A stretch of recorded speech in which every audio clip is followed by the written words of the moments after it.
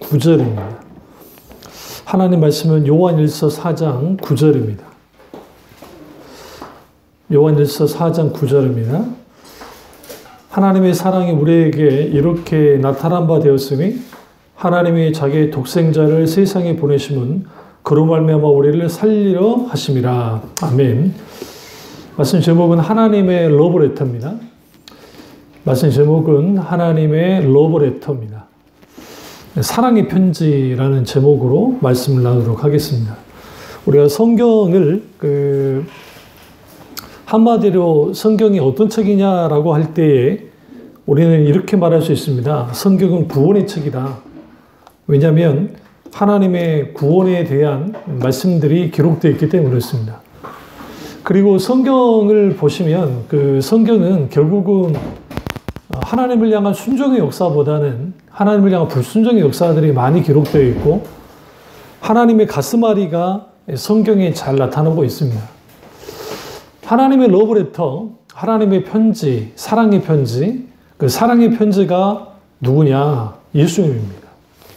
뭐냐면 사도 바울이 예수 그리스도께 우리에게 그리스도의 편지를 보낸다고 합니다. 그랬을 때 그 편지가 뭐냐면 예수 그리스도 그분 자체입니다. 그래서 우리가 예수 그리스도 그분이 우리 속에 나타난 바 되어졌는데 그 나타난 바 되는 것이 뭐냐면 예수 그리스도가 십자가에서 못 박혀 죽으시는 그 나타난 사랑, 그 사랑을 먹고 자라는 게 그리스도인입니다. 다시 말하면 예수 그리스도를 믿는 사람은 하나님의 사랑을 받으며 살아야 됩니다. 그리고 그 사랑의 전달자가 되어야 됩니다.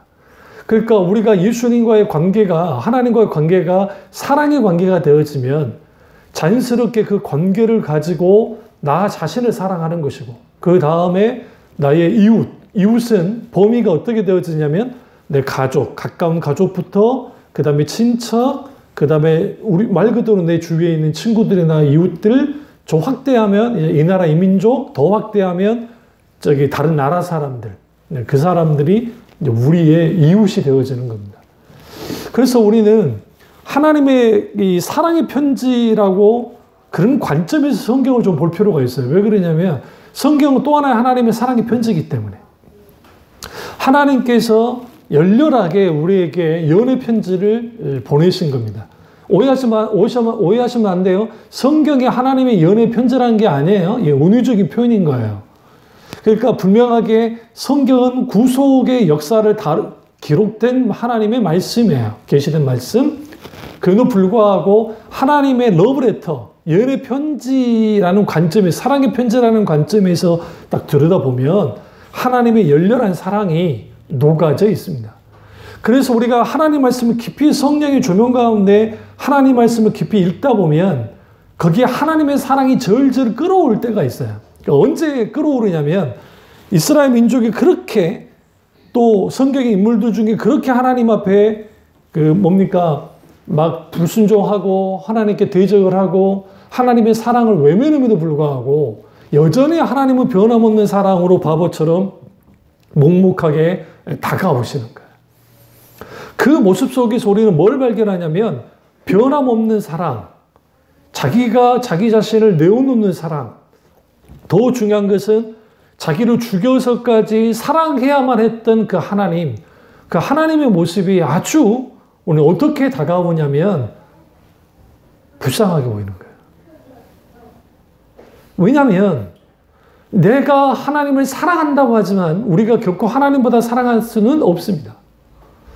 부모와 자식 관계 속에서 누가 더 사랑하나요? 부모가 더 사랑해요.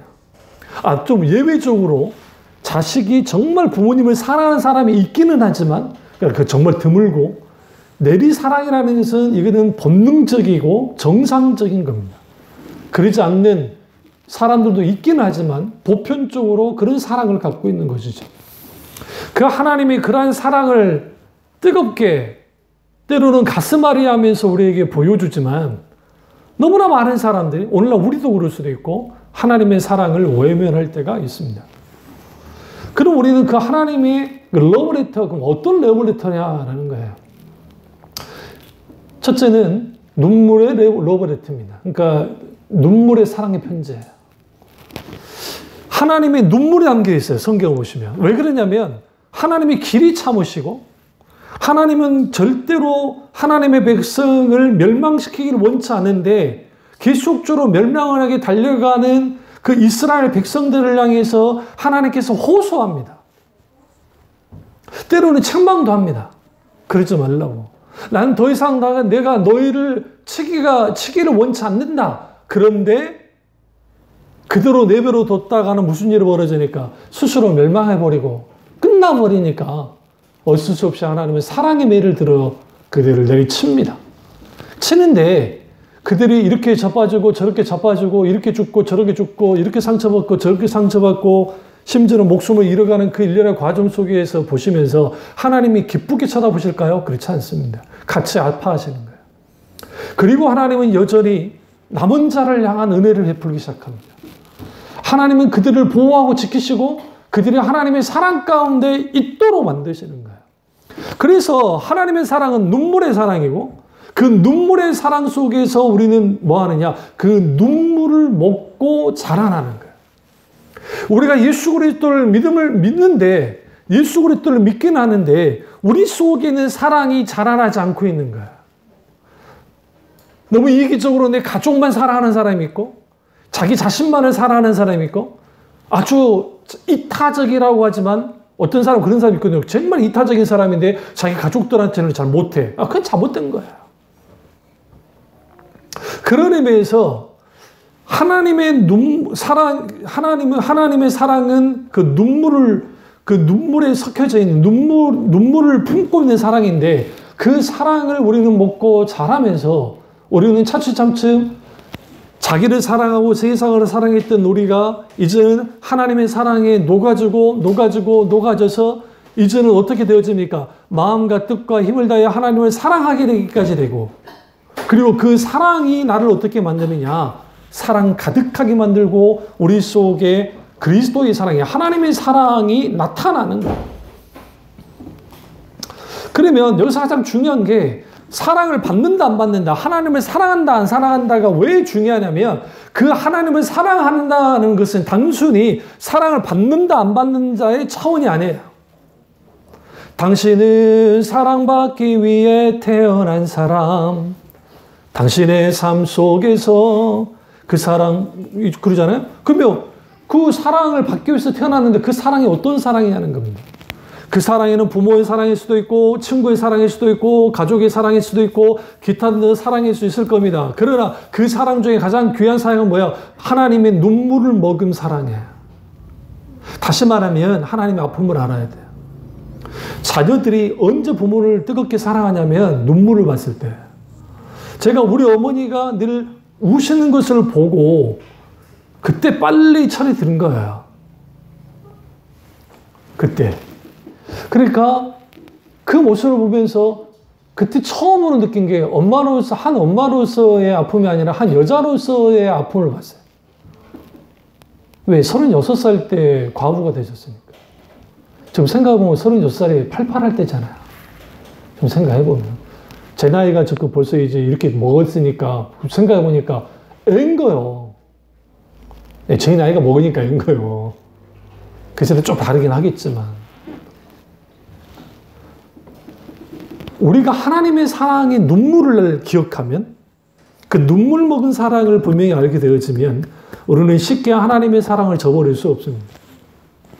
문제는 우리가 하나님의 사랑의 눈물을 보지 못하는 거예요. 우리는 여전히 하나님께 생떼를 쓰죠. 나 좀 사랑해달라고. 아니요, 하나님은 우리에게 뜨겁게 사랑하셨고 지금도 사랑하시고 사랑하실 뿐이에요. 하나님의 사랑은 변한 적이 한 번도 없어요. 다만 우리의 사랑이 변할 뿐이에요. 이거 아십니까? 우리가 하나님에 대한 사랑이 식어지면 식어진 대로 끝나지 않아요.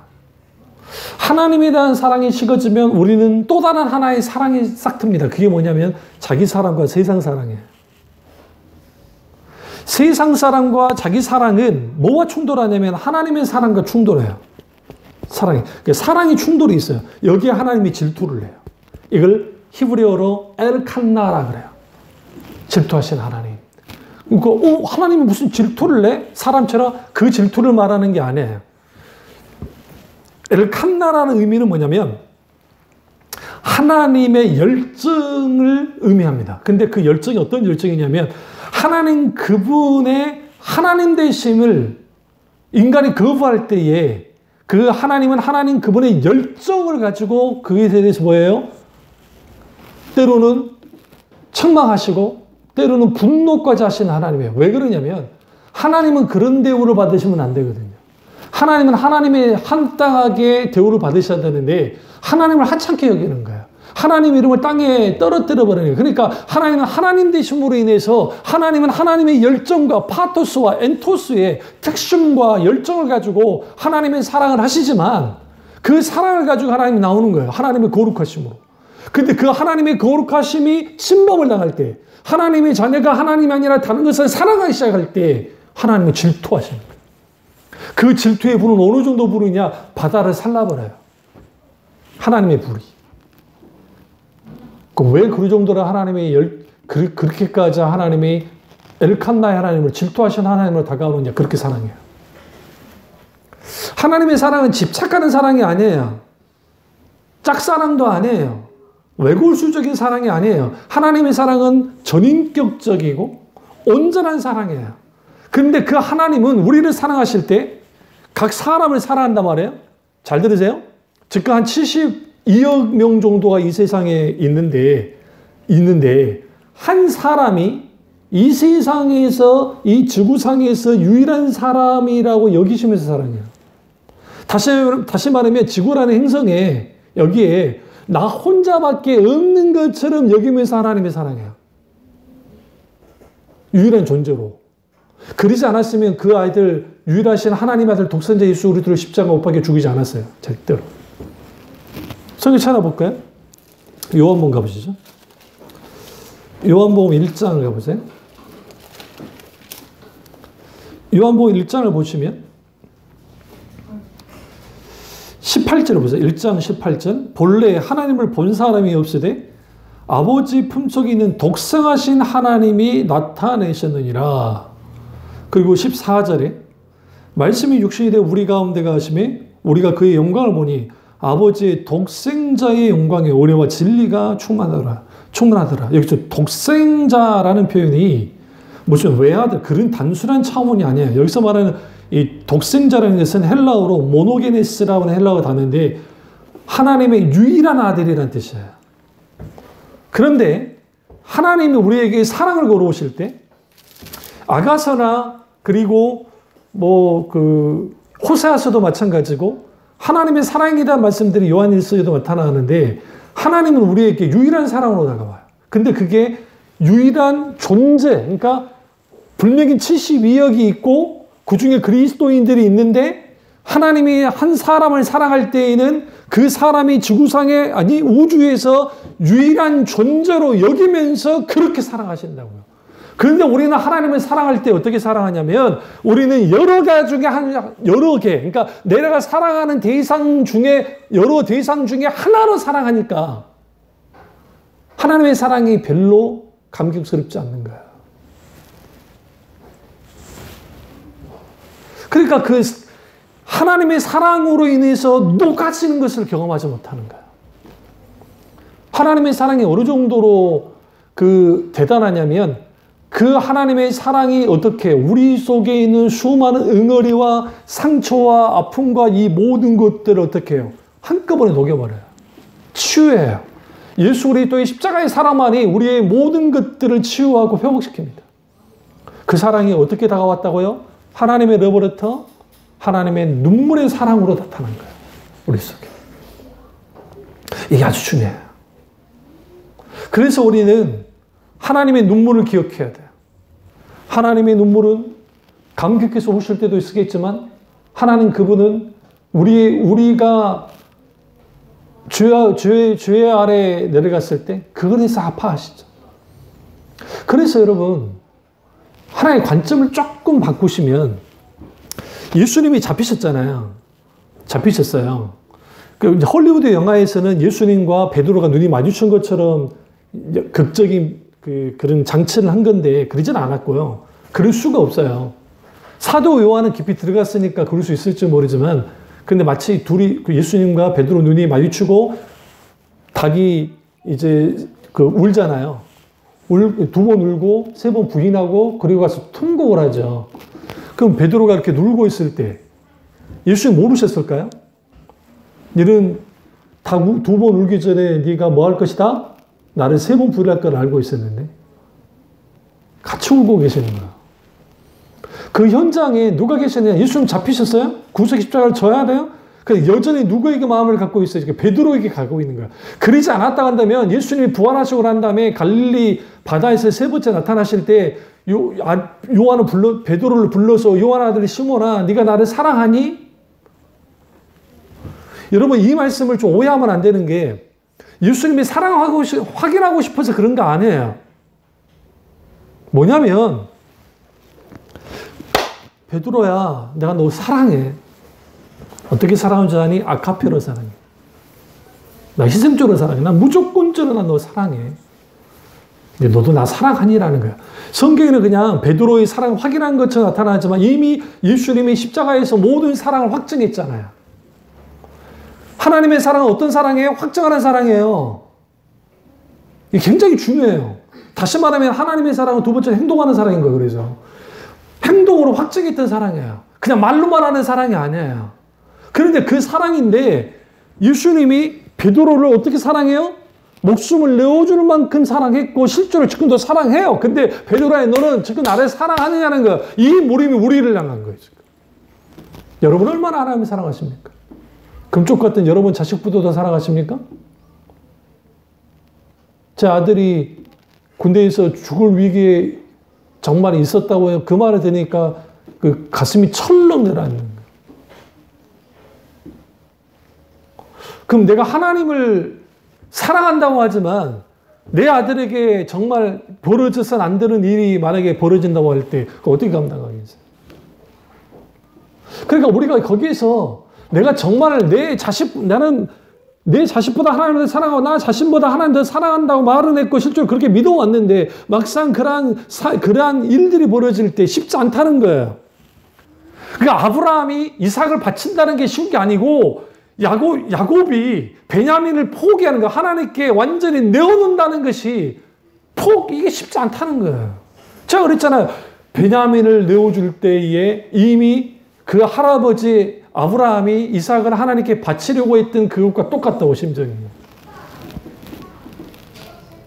하나님을 사랑한 겁니다. 왜요? 자기 인생 전체에 걸쳐서 하나님은 나를 사랑해 오셨거든요. 오늘날 우리가 지금 버티고 살고 있는 거, 숨 쉬고 있는 거 누구 때문에 그래요? 하나님의 사랑 때문에 그래요. 근데 우리는 자꾸만 사람의 사랑, 환경의 사랑, 그런 사랑을 원해. 왜? 우리는 인간이기 때문에 사람의 사랑도 필요하고 기타 여러 사랑도 필요해요. 그러나 더 중요한 것은 가장 소중한 하나님의 사랑이 식어짐에도 불구하고 우리는 그것을 안타까워하지 않는다는 거죠. 여기서 문제가 생기는 거예요. 여기에서. 성경에는 하나님에 대해서 뜨겁게 사랑했던 사람들 중에 뒤에 가서 식어졌던 사람들이 있고 뒤늦게 하나님 그분을 만나서 하나님을 뜨겁게 사랑했던 사람들을 볼 수가 있습니다. 그런데 우리는 여기서 뭘 알 수 있냐면 우리가 하나님에 대한 사랑, 근데 그 크신 하나님의 사랑이 내 머릿속에만, 내 생각 속에만, 내 교리 속에만, 내 성경 속에만 있는 것이 아니라 오늘날 살아서 역사하는 하나님을, 그 사랑의 하나님을 내가 만나고 경험할 때 God is love, 하나님은 사랑이시라고 하는 그 말씀만 봐도 그분이 어떤 사랑을 내게 하셨는지 알게 되어지면 우리는 감사할 수밖에 없고 감격할 수밖에 없는 겁니다. 그럼 그 하나님의 사랑은 행동하는 사랑인데 행동하는 그 사랑은 어떤 사랑이냐? 기꺼이 자기를 죽이는 사랑으로 어떻게 했어요? 몰아붙였어요. 하나님의 사랑은 놀랍게도 죽는 사랑이에요. 모든 종교는 잘 보세요. 모든 종교는 너희에게 안락함과 안전과 그리고 편안함과 평안함을 내가 줄게라고 요구합니다. 그러니까 제시합니다. 우리 종교를 믿으면 당신은 마음에 평안을 얻고 당신은 이제 이렇게 행복한 삶을 살 수 있습니다 라고 해요. 그런데 기독신앙은 출발이 달라요. 뭐가 다르냐면 당신은 불편할 겁니다. 불편할 겁니다. 오늘날의 많은 교회가 이거를 제껴놔 버렸기 때문에 뭐가 문제가 되는 거예요? 진리에서 떠나버리는 거예요. 하나님의 생명이 거둬져 버리는 거예요. 성경에서 뭐라고 말합니까? 우리가 예수 그리스도를 믿게 되어지면, 예수 그리스도를 영접해야 되면 우리는 필연적으로 우리의 죽음 앞에 서야 됩니다. 내 자아가 죽어져야 돼, 십자가 앞에서. 자기 십자가를 지고 자기를 부인하는, 자기가 죽어지는 것을 경험해야 됩니다. 다시 말하면 우리는 처음부터 뭐에 걸려져요? 아주 불편해져요. 왜? 이전에는 내 마음대로 살아도 됐지만, 하나님도 사랑하고 물질도 사랑하고 하나님도 사랑하고 다른 걸 사랑해도 됐지만, 이제는 하나님만을 사랑해야 돼. 그러니까 사람들이 이렇게 말합니다. 니네들이 믿고 있는 하나님은 정말 편협적이구나. 니네 하나님은 왜 그렇게 편집적인 환자니? 왜 그런 사랑을 요구하는 거냐? 그게 진짜 사랑이니까 그래요. 하나님의 사랑이 진짜 사랑이기 때문에. 근데 그 사랑이 말로만 하는 사랑이 아니었다고요. 그 행동에는 창조 행위 속에서도 이미 하나님의 사랑이 드러났고, 하나님의 구원 속에서 예수 그리스도 입장에 죽이는 그 사랑 속에, 확정된 사랑 속에서 하나님이 우리를 어떻게 사랑했는지, 그래서 하나님 사랑 무슨 사랑이라고? 죽는 사랑이라니까. 그 사랑이 나를 살리는 거예요. 오늘 우리가 찬양 불렀던 그 사랑, 나를 살리는 그 사랑. 근데 그 하늘의 영광을 다 내려놓으시고 그 사랑을 하신 분이에요. 이렇게 생각하시면 돼요. 왕자가 왕의 신분을 벌써 던지고 비루하기 짝이 없는 신분을 맞아들이는 거예요.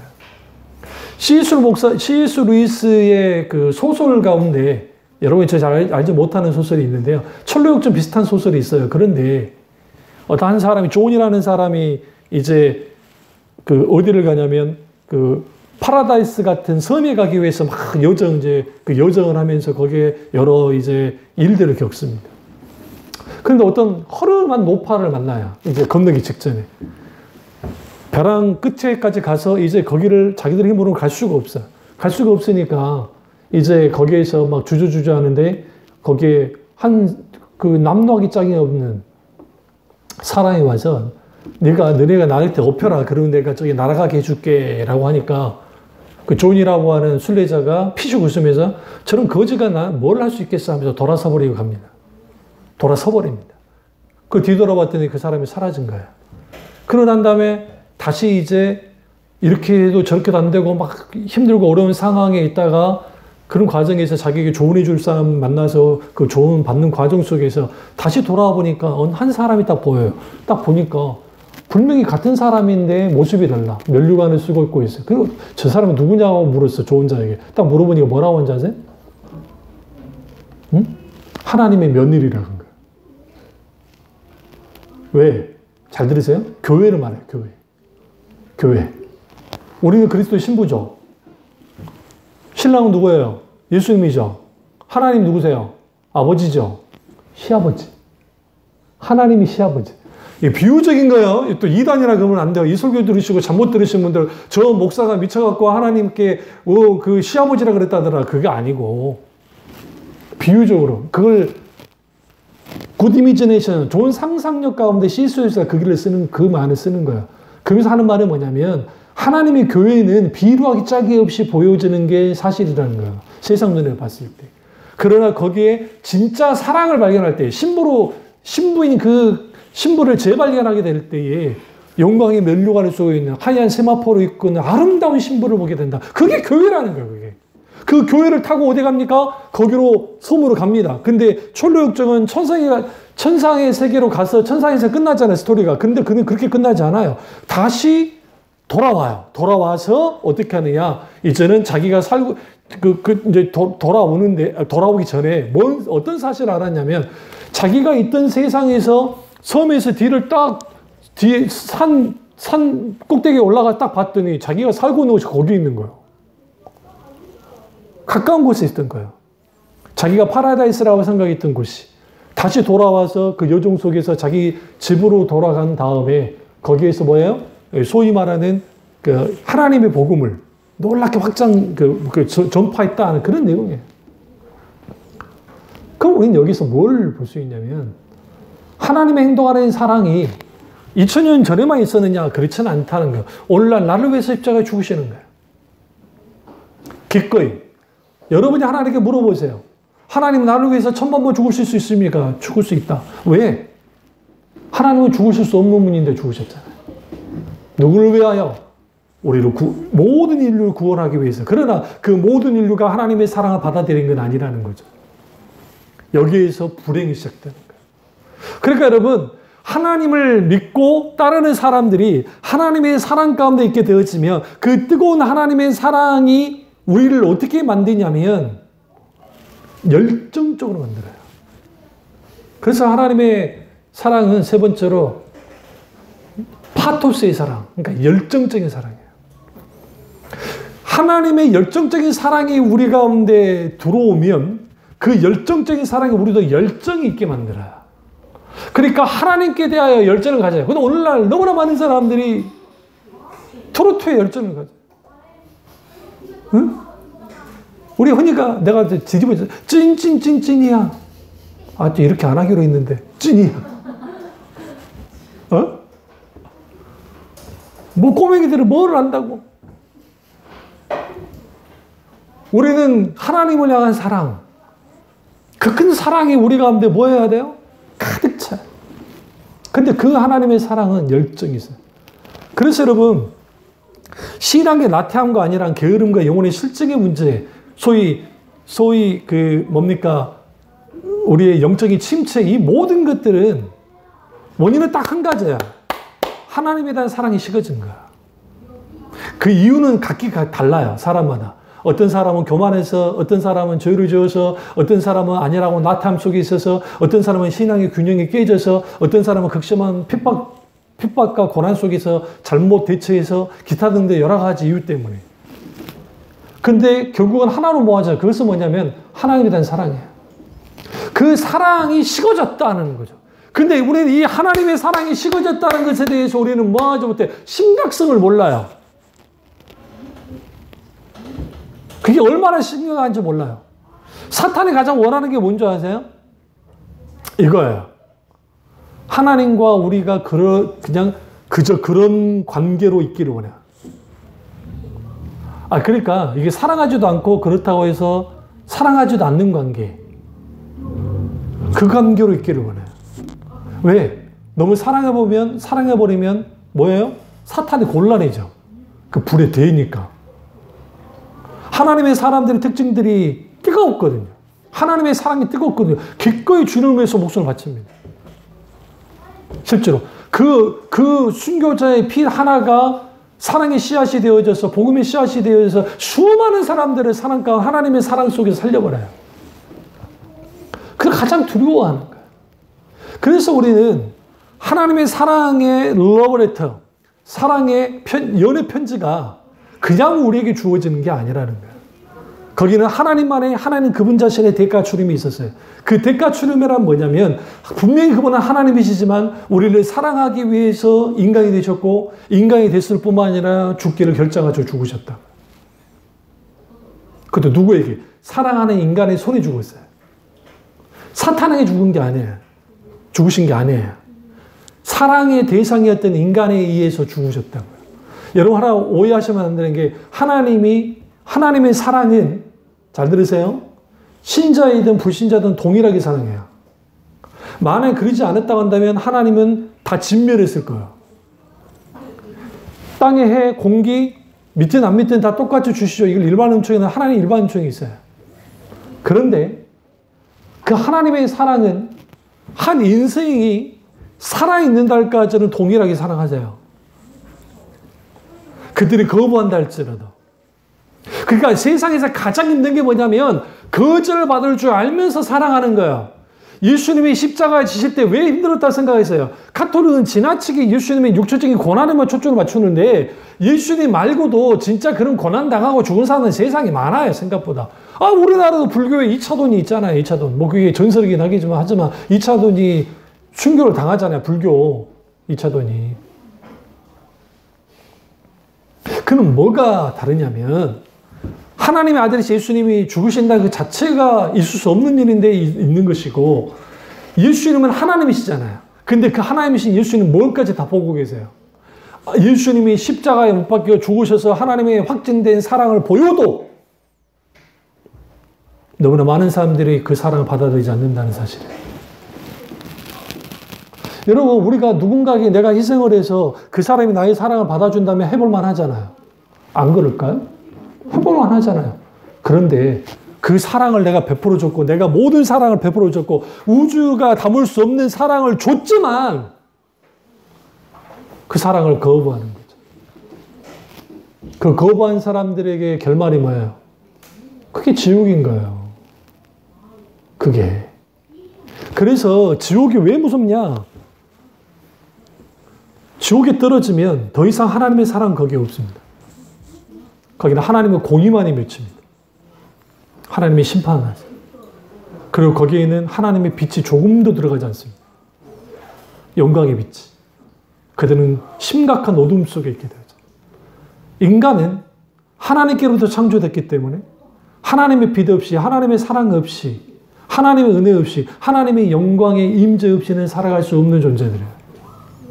이 세상에 살아갈 때는 하나님의 사랑을 거부해도 내가 내 나름대로 살아갈 수 있으니까 그렇게 살아가지만 사실은 이미 그들의 영혼이 이미 죽어있는 상태이고 아무리 다른 사랑을 구하고, 그러니까 연예인들이 인기를 구하고 또 팬들의 사랑을 받고 그렇게 그래도 공허한 이유가 있는 거예요.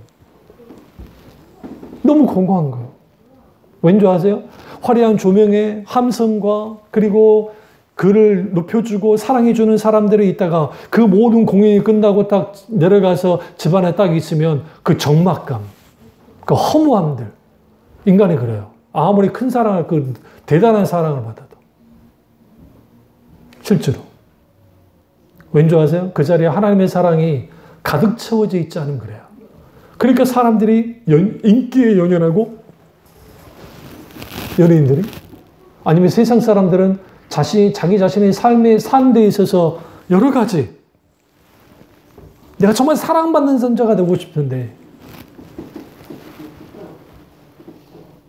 계속적으로 우리는 하나님의 사랑보다는 다른 사랑을 원하는 거죠. 모든 사랑, 잘 들으세요. 모든 사랑은 하나님 사랑의 바탕 위에서 이루어져야 돼요. 이런 말씀 드리죠. 근데 그 하나님의 사랑의 성격은 죽는 사랑이라고요.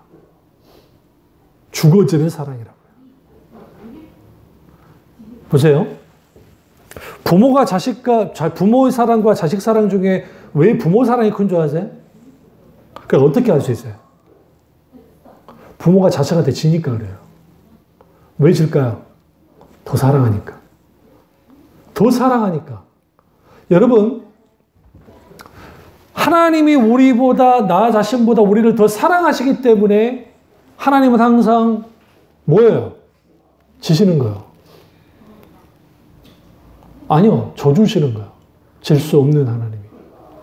하나님이 야곱을 너무너무 사랑하셨기 때문에 야복강에서 만나주신 거예요. 왜 그러냐면 이 철딱선이 없는 야곱이 하나님의 마하나임, 하나님의 군대를 앞서 보냈고 이제는 에서는 내가 알아서 처리할 테니까 그렇게까지 두려워 떨 필요 없다는 그것을 다 이미 보여주셨음에도 불구하고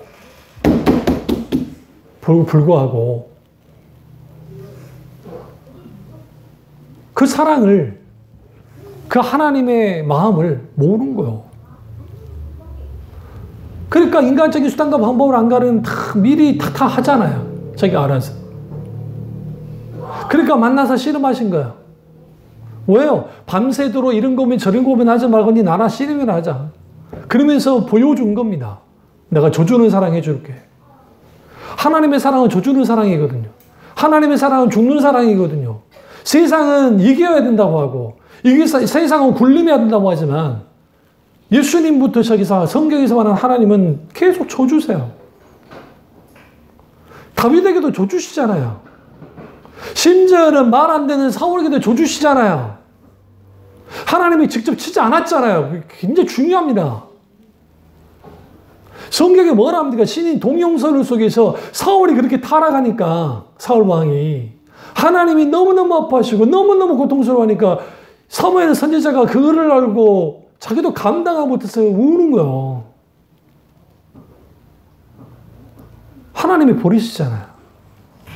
근데 그거 아세요? 하나님이 버리셨는데 사울이 이후에 예언도 한 거 아세요? 성경에 기름 부음도 있고. 그가 40년 동안 왕좌에 그대로 있어요. 하나님이 버렸음에도 불구하고. 여기에 뭘 알 수 있어요? 하나님이 연연해 주시는 거예요. 버렸어도 버리긴 하셨는데 아주 놓지 못하시는 거예요. 그게 저주 있는 사랑, 죽는 사랑이에요. 그 사랑이 하나님의 사랑이에요. 우리는 그 사랑이 우리 속에 주어지기 시작하면 우리가 감당하기 힘든 사람들, 그것이 남편이든, 그것이 자식이든, 그것이 부모이든, 그것이 어떤 누구이든 간에 그 사랑을 가지고 서서히 품기 시작하는 겁니다. 그리고 그 사랑이 어떻게 해요? 죽음보다 강한 사랑이 우리 가운데 어떻게 해요? 하나님의 물결처럼 솟아오르기 시작할 때 그 앞에서 사탄이 뭐합니까? 두루 떨어요. 두루 뜬다. 그게 하나님의 사랑이에요. 그 사랑을 우리가 분명하게 가져야 된다는 거예요. 그러니까 사도 요한이 주 안에서 사랑해라, 사랑해라, 사랑해라. 요한복음에도 쭉 말하고 요한 서신에서도 계속 사랑해야 된다. 그리스도의 하나님 백성된 자녀들아 서로 사랑해라, 서로 사랑하라, 주 안에 사랑해라. 내 이웃을 내 몸과 같이 사랑하라고 계속 말을 하는 거예요. 그리고 그 하나님이 그 하나님 아들을 보내 그 독생자를 세상에 보내신 그 사랑, 어떤 사랑이에요? 마지막 네 번째로 그 하나님의 사랑은 살리는 사랑이에요. 하나님은 죽고 우리를 살리는 사랑. 그 사랑이기 때문에 우리가 표현할 수 없고 우리가 감히 그 하나님의 사랑을 거절할 수 없는 거예요. 우리가 찬양 가운데 거절할 수 없는 사랑이 감당 못할 사랑이 내 안에 있네 처음부터 완전하신 사랑이 우리는 그 찬양을 그렇게 불러도 그 가사가 어떤 가사인지 잘 모르는 거예요. 우리가 거절할 수 없어요. 감당할 수 없는 사랑이에요. 근데 그 사랑이 나를 살리는 거예요. 그 완전한 사랑이. 언제까지? 잘 들으세요? 내가 부모님으로부터 복중에 이제 만들어질 때 이미 하나님 복중에 지으신다 했으니까 그때가 내 인생의 마지막 연전저머리의 마지막 그때까지. 아니 한 발 더 나아가 영원토록 하나님은 사랑해요. 그래서 지금도 하나님이 촉구하고 계시는 겁니다. 제발 너희들 지옥에 떨어지지 말고 나와 함께 하나님의 왕국, 하나님의 나라 천국에서 영원토록 영원한 교제를 나누며 사랑의 교제를 나누며 살아가자라고 하는 거죠. 그 하나님의 사랑이 우리 가운데 분명하게 있어야 돼요. 근데 이 지금 설교를 듣고 있어도 이 설교가 직접적으로 다가오지 않거든요. 왠지 아세요? 깨달아지지 못하니까. 이거는 100번 제가 이 설교를 해도 여러분이 진짜 성령의 조명 가운데 그 하나님의 사랑을 분명하게 모여야 돼요. 성령의 조명 속에 비춰져야 돼요. 이 설교 꼭 반복적으로 들으시면서 아하, 하나님의 사랑의 러브레터. 결국은 마지막 그 사랑의 러브레터의 결론은 뭔지 아세요? 물론 성경이 하나님의 사랑의 러브레터로 했지만 마지막 그 러브레터는 우리 자신이에요. 하나님에게 있어서. 너는 나의 편지야. 너는 나의 사랑의 편지야. 예수님이 그러잖아요. 너는 그리스도의 편지라고. 사도 바울이 진짜 그리스도는 너희는 그리스도의 편지라라고 했다. 우리 속에 하나님의 사랑의 글들이 러브레터가 쓰여지는 거예요. 상상하면서 들으세요. 내 속에서 내 마음에 쓰여지는 거예요. 그 쓰여진 그것이 글로도 나타나고 찬양으로 나타나고 예배로도 나타나고 기도로도 나타나고 내 친구들과의 말 속에서 대화 속에서도 나타나고 신앙 고백에서 나타나고 때로는 내 영혼이 하나님의 사랑의 이 아름다움을 가지고 나아갈 때 때로는 그것이 뭐가 돼요? 시가 되기도 하고 아름다운 글이 되기도 하고 그 놀라운 하나님의 사랑을 품고 사는 사람들 속에서 내가 감당할 수도 없고 내가 사랑할 수 없는 사람에도 불구하고 그 하나님의 사랑이 그들에게 전달되기 시작하고 그 사랑을 하나님의 사랑을 가지고 나아가기 시작하며 거기에 하나님의 사랑의 놀라운 역사가 있습니다. 여러분 모두는 뭐라고요? 하나님의 사랑의 러브레터입니다. 그렇다 한다면 하나님의 사랑을 회복하십시오. 하나님의 사랑을 구하십시오. 그리고 하나님의 사랑 안에 가십시오. 이를 통해서 진정한 하나님의 러브레터들이 다 되시기를 주님의 이름으로 축원합니다. 기도하겠습니다. 기도하실 때 오늘 이 말씀이 나의 말씀이자 우리 말씀 되게 해달라 기도하겠습니다.